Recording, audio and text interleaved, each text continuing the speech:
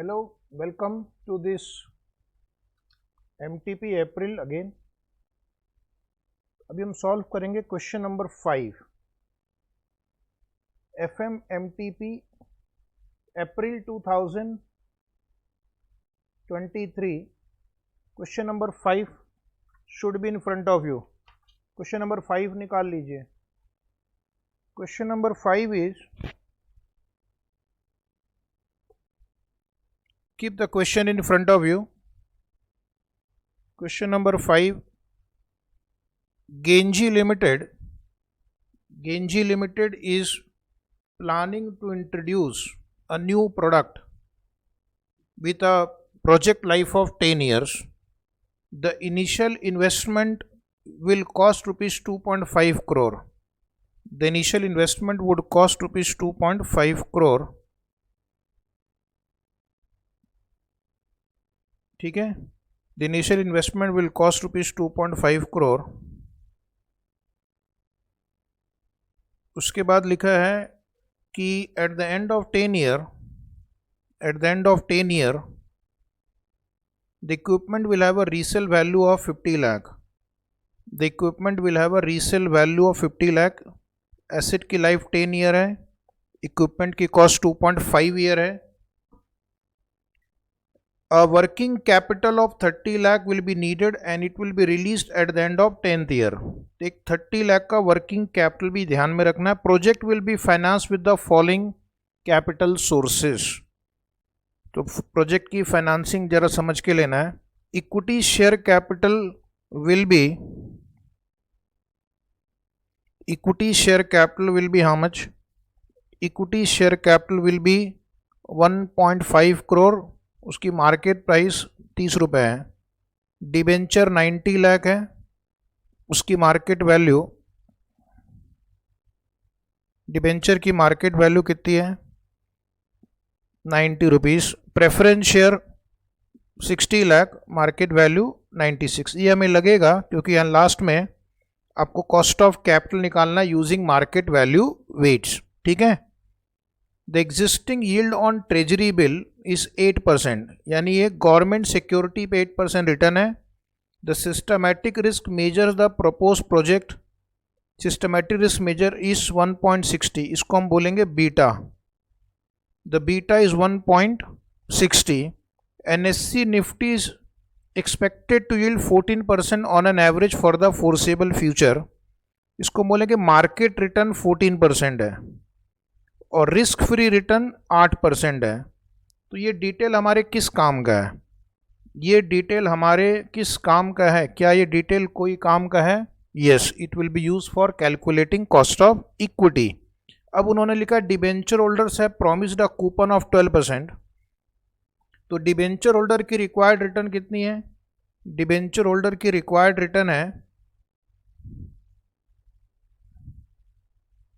Debenture holder के लिए उन्होंने प्रॉमिस किया है, just a minute, coupon rate 12%, मतलब इंटरेस्ट 12% है. डिबेंचर होल्डर को 12% इंटरेस्ट मिलता है. कूपन रेट का मतलब interest rate. And preference holders have been committed a dividend of 15%, और प्रेफरेंस शेयर पे डिविडेंड का रेट 15% है. The sales volume over 10 years have been estimated as follows. तो पहले जो इतना सारा डिटेल दिया है, इससे आपको कॉस्ट ऑफ कैपिटल निकालना पड़ेगा. Weighted average cost of capital निकालना पड़ेगा जो लास्ट में दिया हुआ है, और उसको हम यूज़ करेंगे एज अ डिस्काउंट रेट. तो बहुत ही इंपॉर्टेंट क्वेश्चन है. इसमें 2 चैप्टर को बहुत ही खूबसूरती के साथ मर्ज किया है. एक कॉस्ट ऑफ कैपिटल चैप्टर आपके सिलेबस में है और एक कैपिटल बजटिंग है. तो पहले कॉस्ट ऑफ कैपिटल निकालेंगे, उसको as a discount rate use करेंगे एनपीवी निकालने के लिए. तो उन्होंने सेल्स का जो एस्टीमेट दिया है ये आप यूज़ करेंगे. पहले लिखा है ईयर 1, ईयर 2, 3, 4, 5 एक साथ ही दिया हुआ है. 2,10,000, 6, 7, 8, 9 और 10. अ sale price of ₹300 per unit is expected. Selling price कितना है? तो 300 rupees per unit. And variable expenses will be 60%. अगर वेरिएबल एक्सपेंस 60% है और सेलिंग प्राइस 300 है, तो आपका कंट्रीब्यूशन कितना होगा? कंट्रीब्यूशन विल बी, जल्दी से बताना, कंट्रीब्यूशन होगा 300 माइनस वेरिएबल कॉस्ट 60%, यानी contribution per unit will be 120। Agree करेंगे? Contribution will be 120। A sale price of ₹300 per unit is expected, ये हो गया। Fixed cost will be 40 lakh per annum. The loss if any loss of 1 year will be set off from the profit of subsequent year. Important है, अगर loss इस साल होता है तो आप उसको कैरी फॉरवर्ड करेंगे और नेक्स्ट ईयर या उसके आगे के साल के प्रॉफिट के साथ सेट ऑफ कर सकते हैं। तो यहाँ पर आपको लॉस को कैरी फॉरवर्ड करना होगा। टैक्स रेट 30% है। डेप्रीसिएशन स्ट्रेट लाइन मेथड है which is allowed for income tax also. और लास्ट में लिखा compute NPV of the project and advise the management to take appropriate action. फिर लिखा the PV factors are to be taken as rounded figures up to 2 decimal. तो PV factor को आपको लेते समय 2 डेसिमल तक राउंड ऑफ करना है। और लास्ट में एक इंपॉर्टेंट लाइन है, अगर स्क्रीन पे नहीं दिख रही तो मैं आपको रीड करता हूँ। Use market value weights to compute the overall cost of capital. तो आपको ये जो यहाँ पे मार्केट प्राइस दिया हुआ है, मार्केट प्राइस, इसको यूज करना है ओवरऑल कॉस्ट ऑफ कैपिटल निकालने के लिए। यहाँ पर मैं आपको एक बात बता दूं, इंस्टीट्यूट का जो आंसर है उन्होंने बुक वैल्यू वेट यूज किया है। उन्होंने यहाँ पर बुक वैल्यू वेट यूज किया है, जबकि उनको क्वेश्चन में लिखा हुआ है मार्केट वैल्यू वेट यूज करना है। तो इंस्टीट्यूट का आंसर गलत है, इंस्टीट्यूट का आंसर गलत है। इसलिए प्यारे बच्चों ध्यान देंगे, जो मैं आंसर करवा रहा हूं वो सही है, क्योंकि लास्ट में एक लाइन स्पेसिफिकली लिखी है। अगर नहीं लिखी होती तो बात अलग थी। अगर लिखा है कि मार्केट वैल्यू वेट लेना है तो लेना है, तो फिर पता नहीं उन्होंने बुक वैल्यू वेट लेकर क्यों सॉल्व किया, जस्ट टू सिंप्लीफाई। लेकिन फिर आप क्वेश्चन को ही इग्नोर कर रहे हैं। तो इस चैप्टर में, इस क्वेश्चन में 2 पार्ट हैं। पहले पार्ट में आपको WACC निकालना है।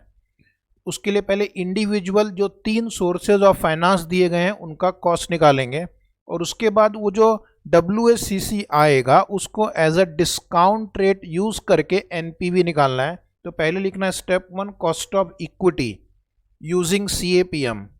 जो डेटा दिया गया है उसके हिसाब से RF, RM और बीटा दिया हुआ है। तो cost of equity capital asset pricing model का फॉर्मूला क्लास में आपको बताया गया है, RF plus beta into bracket RM minus RF। RF का मतलब यहाँ पे रिस्क फ्री रेट है, RM का मतलब मार्केट रिटर्न है। तो 8 प्लस 1.6 इंटू 14 माइनस 8, इसको सॉल्व करेंगे तो आपको मिलेगा 17.6%।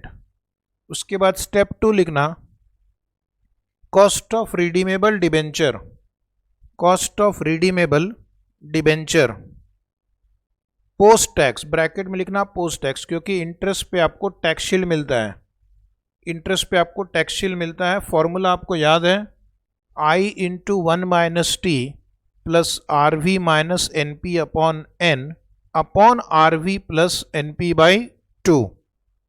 ये फॉर्मूला लिख दो। पहले एग्जाम में क्या करना है, पहले फॉर्मूला लिखना है, फिर फॉर्मूले के नीचे कैलकुलेशन दिखाना है। तो इंटरेस्ट, उन्होंने क्वेश्चन में लिखा हुआ है कि इंटरेस्ट रेट जो हमने प्रॉमिस किया है वो 12% है डिबेंचर होल्डर को, 12। तो 100 रुपये पे 12% यानी 12 into tax rate, tax rate दिया हुआ है 30%, टैक्स रेट आपको क्वेश्चन में 30% दिया हुआ है, yes, into bracket plus into bracket 100 redemption value है, नेट प्रोसीड यानी जो मार्केट प्राइस दिया हुआ है। मार्केट प्राइस आप डिबेंचर का देखेंगे, पहले टेबल में 90 रुपीज़ दिया हुआ है, divide by number of years 10 लिखा हुआ है, अपॉन 100 प्लस 90 बाई 2। इसको सॉल्व करेंगे तो आपका आंसर आएगा 9.89%। कॉस्ट ऑफ डिबेंचर आ गया 9.89%। फिर लिखना cost of redeemable preference share, same formula है, सिर्फ preference dividend pay tax shield नहीं मिलता है। तो फॉर्मूला इज PD यानी preference dividend plus RV minus NP upon N upon RV plus NP by 2। So that is 15 plus 100 minus 96 by 10 upon 100 plus 96 by 2। 96 rupees आप देखेंगे question में preference share की price दी हुई है।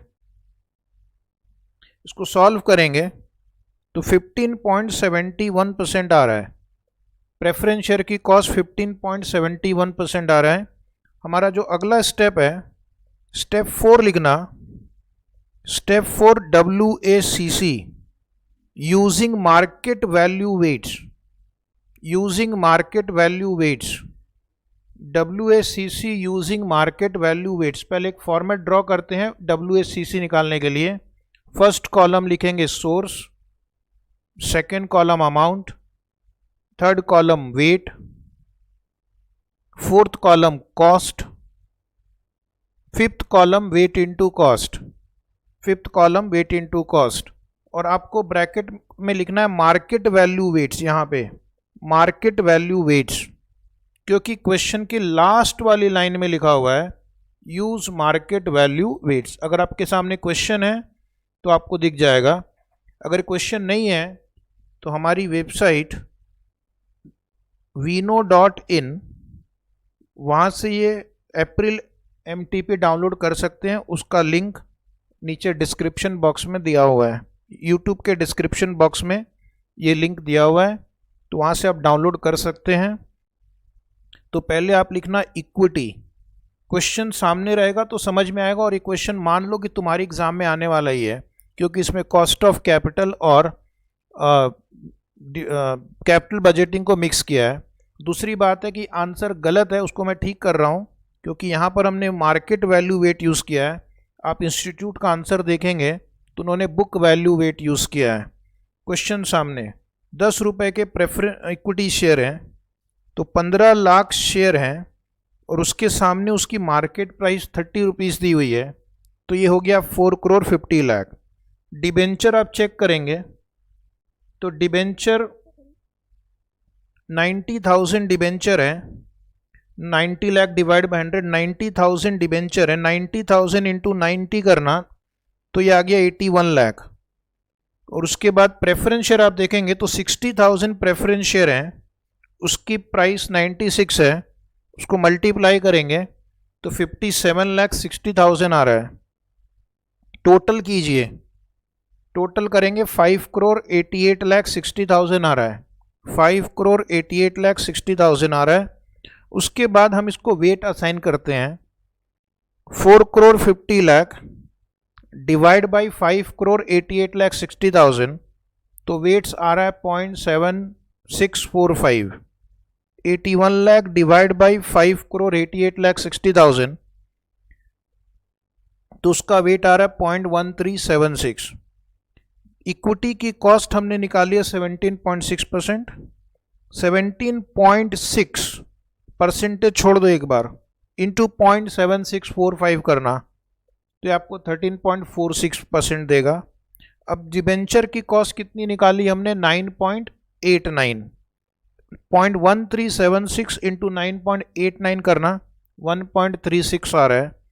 और प्रेफरेंस की wait कैसे निकालेंगे, 57,60,000 डिवाइड बाई 5 करोड़ 88,60,000, 0.0979, और इसकी कॉस्ट अभी आपने निकाली है 15.71%। मल्टीप्लाई करेंगे इन दोनों को 1.54, लास्ट कॉलम का टोटल करेंगे 16.34% आ रहा है। इसका मतलब WACC 16.34%, WACC 16.34%। इंस्टीट्यूट का आंसर यहाँ पर डिफरेंट है, क्योंकि उन्होंने बुक वैल्यू वेट यूज़ किया है। उन्होंने डायरेक्टली 1 करोड़ 50 लाख, 90 लाख और 60 लाख यूज़ किया है। अब स्टूडेंट की क्वेरी आ रही, इसलिए मुझे ये क्वेश्चन करवाना पड़ा कि मार्केट वैल्यू वेट कैसे निकालेंगे। तो इस तरह से आपको निकालना है। अब हमारा जो अगला कार्यक्रम है वो है CFAT निकालना, calculation of CFAT। Calculation of CFAT लिखेंगे, स्टेप 5 कैलकुलेशन ऑफ CFAT। पहले CFAT निकाल लेते हैं, उसके बाद NPV निकालेंगे, ठीक है। तो CFAT में देखना, क्वेश्चन में उन्होंने लिखा है ईयर 1 2, फिर 3 to 5 लिखा है, 6 to 8 लिखा है और 9-10 लिखा है, तो हम भी वही कर रहे हैं ताकि हमारा कैलकुलेशन फास्ट हो। तो पहले आपको लिखना पड़ेगा सेल्स यूनिट, क्वेश्चन सामने रखना है। एक छोटे से टेबल में सेल्स यूनिट दिया हुआ है 70,000, 98,000, 2,10,000, 2,50,000 एंड 1,20,000। उसके बाद आपको लिखना है contribution per unit. Contribution per unit हमने डिस्कस किया है, 300 रुपया सेलिंग प्राइस है, 60% वेरिएबल कॉस्ट है, तो 300 माइनस 60% करो तो कंट्रीब्यूशन आएगा 120 रुपीज़। 120 आप लिख दीजिए। तो टोटल कंट्रीब्यूशन होगा ए इंटू बी, क्वांटिटी को कंट्रीब्यूशन पर यूनिट से मल्टीप्लाई करना है। 84 लाख, 1,17,60,000, 2,52 लाख, 3 करोड़ एंड 1,44 लाख। ये आपका कंट्रीब्यूशन निकल गया। उसके बाद कैश फिक्स्ड कॉस्ट को माइनस करना है, less cash fixed cost. Cash fixed cost question में आप देखेंगे, शांत मन से देखिए, 40 लाख रुपीस दिया हुआ है और वो कहीं पे भी चेंज नहीं हो रहा है। डेप्रीशिएशन के लिए स्ट्रेट लाइन मेथड यूज करना है। इक्विपमेंट का कॉस्ट 2,50 लाख है, minus salvage value 50 lakh, divide by 10 years. बताइए जी कितना आ रहा है? तो ये 20 लाख आ रहा है, इसमें भी कोई चेंज नहीं है। 20 लाख हो गया, पांचों कॉलम में 20 लाख लिख दिया आपने। अब निकालेंगे PBT, profit before tax. Contribution minus fixed cost minus depreciation, तो आप लिखेंगे सी माइनस डी माइनस ई। प्रेजेंटेशन का ध्यान देना है, प्रेजेंटेशन सुंदर होना चाहिए, एग्जामिनर खुश होगा, फुल मार्क्स देगा। तो पहले ईयर में आपका प्रॉफिट बिफोर टैक्स 24 लाख है, दूसरे साल 57,60,000 है, 3, 4 और 5 में 1,92 लाख है, 6 to 8 ईयर में 2,40 लाख है और 9 to 10 ईयर में 84 लाख है। कैलकुलेशन चेक कर लिया, टैक्स रेट 30% है, तो पैट कितना होगा? अगर 100 रुपया पीबीटी है और उसमें से 30 रुपया टैक्स माइनस कर दिया जाए तो PAT will be 70% of PBT, 70% of PBT. तो इसलिए हमने यहाँ पे डायरेक्टली लिख दिया है, टैक्स को अलग से लिखकर एक लाइन स्पेंड करने की जरूरत नहीं है क्योंकि ये सारे प्रॉफिट में ही है। लॉस होता तो हमें कैरी फॉरवर्ड करना पड़ता, लेकिन लॉस नहीं है भाइयों, लॉस नहीं है तो क्यों कैरी फॉरवर्ड करेंगे? तो 24 लाख का 70% बताइए, 16,80,000, 40,32,000, 1,34,40,000, 1,68 लाख एंड 58,80,000। ये आपका पैट आ गया। पैट प्लस डेप्रीशिएशन कर दो। पैट यही सिखाया गया है क्लास में, PAT plus depreciation will give you CFAT। तो पॉइंट नंबर H लिखना CFAT, G plus H, G plus H। 20 lakh add करना विदाउट कैलकुलेटर। आज दुनिया को दिखा दो कि तुम कैलकुलेट कर सकते हो अपने भरोसे। 36,80,000, 60,32,000, 1,54,40,000, 1,88 लाख और लास्ट वाला आ रहा है 78,80,000। तो ये आपका CFAT आ गया। CFAT हम यूज करेंगे नेक्स्ट वर्किंग नोट में NPV निकालने के लिए। तो आखिरी वर्किंग नोट लिखना स्टेप 6। तो हेडिंग लिखना यहां पे step 6, step 6 NPV, step 6 NPV। ऊपर स्क्रीन में थोड़ा सा कट रहा है, आपको शायद दिखेगा नहीं। तो NPV 5 कॉलम ड्रॉ करेंगे। फर्स्ट कॉलम लिखना ईयर, सेकंड कॉलम लिखना particulars, third column cash flow, fourth column लिखेंगे पीवी फैक्टर। अब यहाँ पर हमारा और इंस्टीट्यूट का आंसर वेरी करेगा क्योंकि हमने मार्केट वैल्यू यूज़ किया है वेट्स के रूप में, तो हम 16.34% ले रहे हैं, जबकि इंस्टीट्यूट का आंसर डिफरेंट है। ये आंसर करेक्ट है। और लास्ट कॉलम में लिखना प्रेजेंट वैल्यू, जैसा कि हम हमेशा करते हैं, आराम से सजा के लिखेंगे, लाइन बाय लाइन लिखेंगे, अंडरस्टैंडेबल फॉर्मेट में लिखेंगे, कोई भी समझ सकता है, पूरे मार्क्स मिलेंगे। तो ईयर 0 में कॉस्ट ऑफ इक्विपमेंट है, रुपीज इन लैक्स लिख देना, रुपीज इन लैक्स। प्यारे बच्चों लिख दो रुपीज इन लैक्स, उससे काम जल्दी हो जाएगा। रुपीज इन लैक्स लिख दिया। ईयर 0 250 ईयर 0 में वर्किंग कैपिटल की रिक्वायरमेंट है 30 लैक्स 30। ईयर 1 का CFAT अभी भी आपने वर्किंग नोट बनाया था स्टेप 5, वहाँ पे देखना 36.80। अब आपको जो फैक्टर हो 2 डिजिट में लिखना, क्वेश्चन में दिया हुआ है। तो यहाँ पर आप कैसे निकालेंगे, 1 डिवाइड बाई 1.1684, 1 डिवाइड बाई ऐसे करना है कैलकुलेटर पे, 1 divide by 1634 equal to press करेंगे, ये फैक्टर आ जाएगा 0.86 इंटू 36.80 31.648। ईयर 2 में वापस CFAT आपने निकाला है 60.32, तो 1 डिवाइड बाई 1.1634 2 बार इक्वल टू प्रेस करना, 0.74 44.6368 3-5 CFAT निकाला आपने 154.40, चेक करना पिछले आंसर में। फैक्टर कैसे निकालेंगे, जिनको नहीं आता एक बार फिर से, 1 डिवाइड बाई 1.1634 पहले 2 बार इक्वल टू प्रेस करो, वो हम ऑलरेडी लिख चुके हैं। अब इक्वल टू m प्लस 3 बार करना है और MRC प्रेस करना है, तो 3rd 4th और 5th ईयर का फैक्टर आपके कैलकुलेटर पे ऐड हो जाएगा, 1.65 दिखेगा, मल्टीप्लाई 254.76 6 to 8।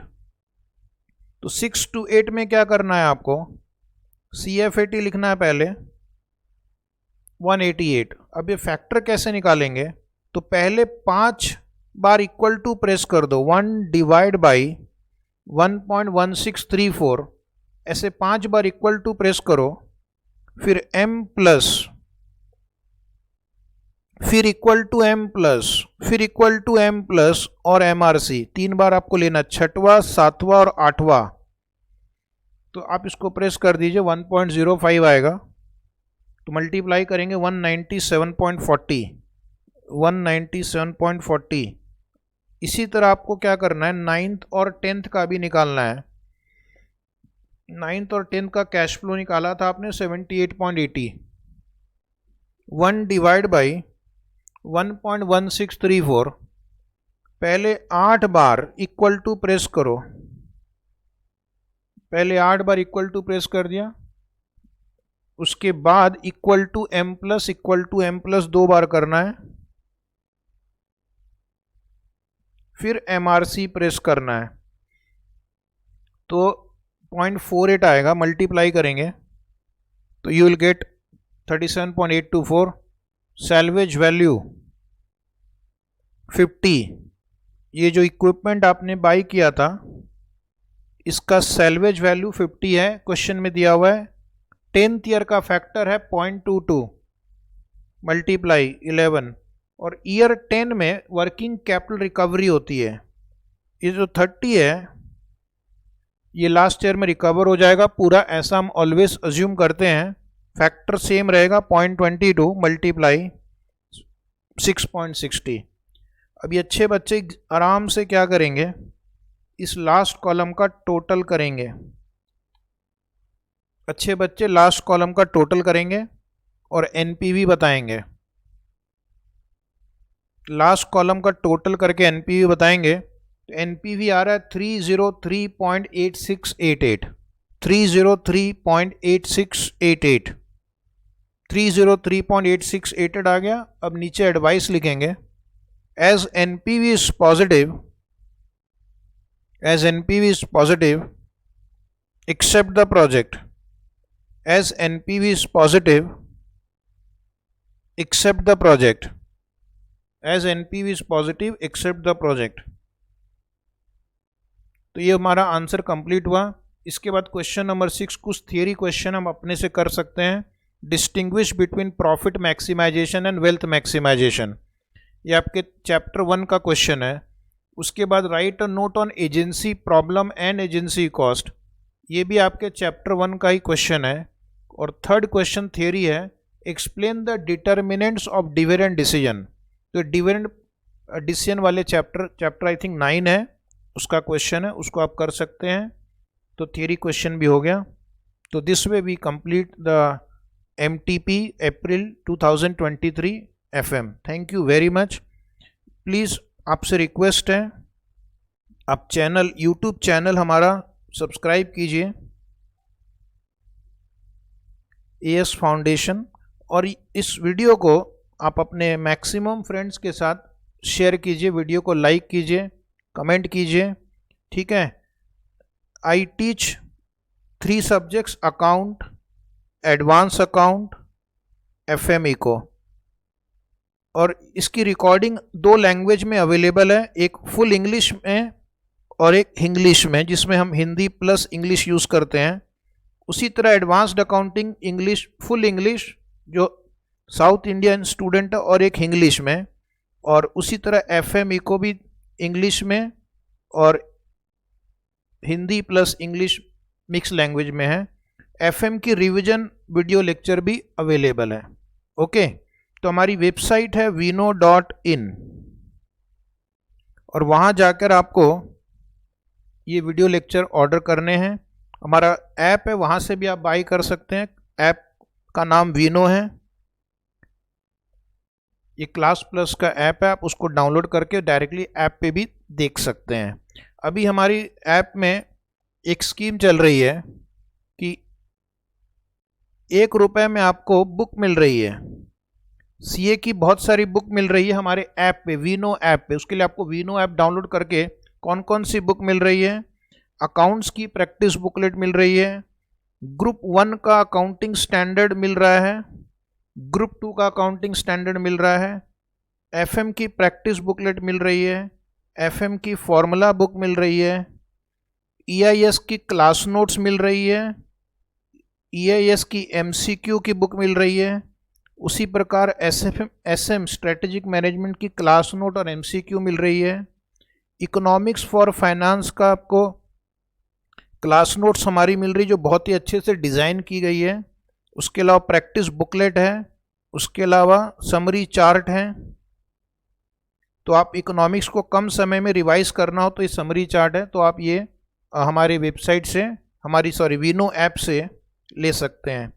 और वीनो ऐप अगर आपके पास एप्पल का फ़ोन है तो आप वहाँ से भी डाउनलोड कर सकते हैं, और उसके बाद उसमें क्लास प्लस का ऐप डाउनलोड करना है और हमारे ऑर्गेनाइजेशन का कोड आपको उसमें डालना है, तो आपको ऐप पे भी, एप्पल के ऐप पे भी ये एप्लीकेबल है।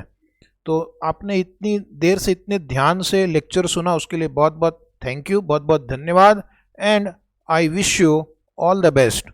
सो आप अपने करियर में बहुत अच्छा करें, आगे बढ़ें, माँ बाप का नाम रोशन करें, और मोस्ट इम्पॉर्टेंटली आपको खुद को एक सेटिस्फैक्शन होगी जब आप अच्छे से तैयारी करते हैं। तो wish you all the best, thank you.